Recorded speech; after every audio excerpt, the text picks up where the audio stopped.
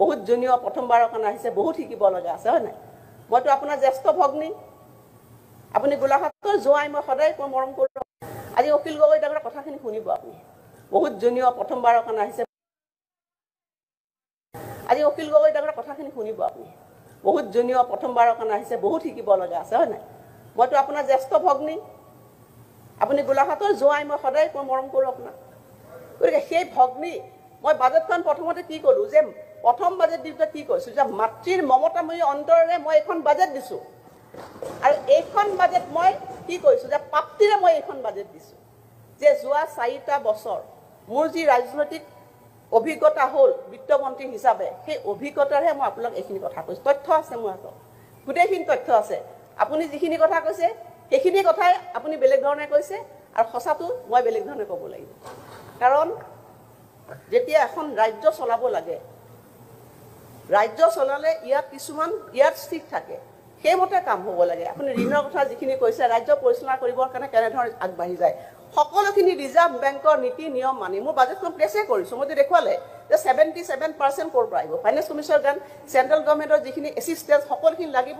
কাৰণ আজিতো আমি একেদিনে অসমখন গঢ়িব নোৱাৰোঁ, আপুনি নিজেও জানে যে একেদিনে অসম গঢ়িব পাৰে নেকি? 41,000 crores এক্সপেণ্ডিচাৰৰ পৰা আজি যদি 1 লাখ কোটি টকা অসমে খৰচ কৰিছে, এইটো আপুনি কৃতজ্ঞতা ভাল কৰিছোঁ বুলি আপুনি নক'ব পাৰে, কিন্তু অসমৰ মানুহে যদি সেই স্বীকৃতি আমাক প্ৰদান কৰিছে।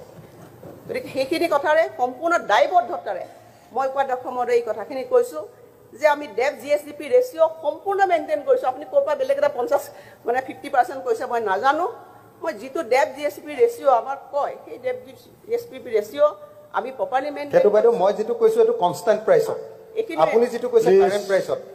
ডেট GSDP আমি মেইনটেইন কৰি আছোঁ। অসম একেখিনি ডেট GSDP অসমবৰ্ষৰ ভাৰতবৰ্ষৰ বাহিৰৰ ৰাজ্যবিলাকো মেইনটেইন কৰি থাকে। আৰু সেই আৰু এইবাৰ বাজেটত মই কাগজ দিছোঁ, তুলনামূলকভাৱে আমি সকলো ডেট GSDP ৰেচিঅ' মেইনটেইন কৰিছোঁ।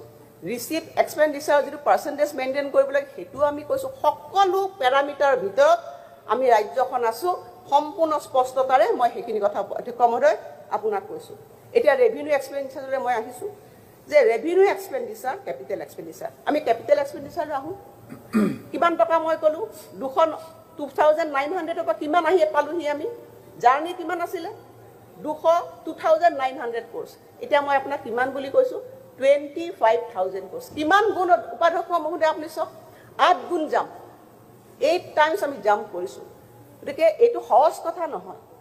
আজি অসমৰ নিচিনা এখন ৰাজ্য, আগতে আমি কৈছোঁ, বহুত আলোচনা হৈছে ইয়াতে যে আমি ইয়াৰ অসমৰ কেনেকৈ অগ্ৰগতি কৰিব পাৰোঁ, অৰ্থনৈতিকভাৱে এখন শক্তিশালী অসম তৈয়াৰ কৰিব পাৰোঁ। আমি সকলো তাত একমত, আমি কাৰো দ্বিমত নাই।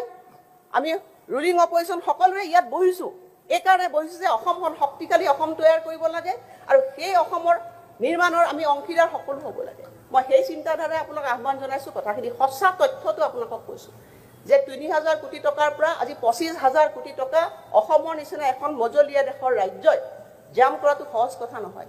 মই প্ৰথমবাৰ যেতিয়া বিত্তমন্ত্ৰী আসনত বাকী ভাৰতবৰ্ষৰ বিত্তমন্ত্ৰীৰ ওচৰত বহিছিলোঁ, মোৰ যেতিয়া কিমান খৰচ তেতিয়া ক'বলৈ অলপ বেয়া লাগিছিল। অন্ধ্ৰপ্ৰদেশৰ ওচৰত যেতিয়া এই হিচাপে A4 আছামত মই বহোঁ তেতিয়া মোৰ বেয়া লাগে। কিন্তু আজি যেতিয়া মই মানে GST মিটিঙত গৈছোঁ, যেতিয়া মই গৌৰৱেৰে কৈছোঁ মাই বাজেট ইজ 1,55,000 crore, তেতিয়া মই এটা গৌৰৱেৰে গৈছোঁ। সেইটোৱে কথা। আজি প্ৰথমবাৰৰ বাবে অধ্যক্ষ মহোদয় অসমে মূল সুতিলৈ আহিছে, মানে কম্পিটিশ্যনৰ মাজত আহিছে। ভাৰতবৰ্ষৰ 28খন যি ৰাজ্য আছে, 28খন ৰাজ্যৰ মাজত আজি অসমে নিজৰ পৰিচয় দিবলৈ সক্ষম হৈছে। এতিয়া A4 এপ্ৰিল নহয়, A4 আছাম হ'বলৈ আমি আগবাঢ়ি গৈছোঁ। আজি প্ৰধানমন্ত্ৰী ডাঙৰীয়াক মই প্ৰথমতে কিয় মই তেওঁক মানে ব্যক্তিগতভাৱে নহয়, আমি ৰাইজৰ ফালৰ হৈ আমি তেখেতক আমি কৃতজ্ঞতা জ্ঞাপন কৰিছোঁ। তেখেতৰ সদিচ্ছা আছে। আজি প্ৰধানমন্ত্ৰী, আজি দেশৰ প্ৰধানমন্ত্ৰী, তেখেতে চাইছে যে মই কৈছোঁৱে যে অসম আমাৰ ৰূপহী, গুণৰ উন্নয় শেষ, ভাৰতৰে পূৰ্ব সূৰ্য উঠা দেশ। মোৰ পূৰ্ব দেশত অসমী আই মই গুণ শেষ কৰিব নোৱাৰোঁ। উপাধ্যক্ষ মহোদয়, মোৰ অন্তৰে অন্তৰে অসমী আই জাগ্ৰত হৈ আছে। মই নিজে এগৰাকী মহিলা, মই মাতৃ, গতিকে সেইকাৰণে অসমীয়াৰ মই গুণ শেষ কৰিব নোৱাৰোঁ। সেইকাৰণে সেই বাজেটত অসমীয়া আইক আমি কেনেকৈ আগবঢ়াই লৈ যাম সেইখিনি কথা দিনে ৰাতি আমি সকলোৱে চিন্তা কৰিছিলোঁ। মুখ্যমন্ত্ৰী ডাঙৰীয়াই কৈছিল যে মই কালি সিদিনাখন আপোনালোকে দেখিছে, মই অন্তৰ উজাৰি দিম, অসমীয়া আইক কিমান দিব লাগে।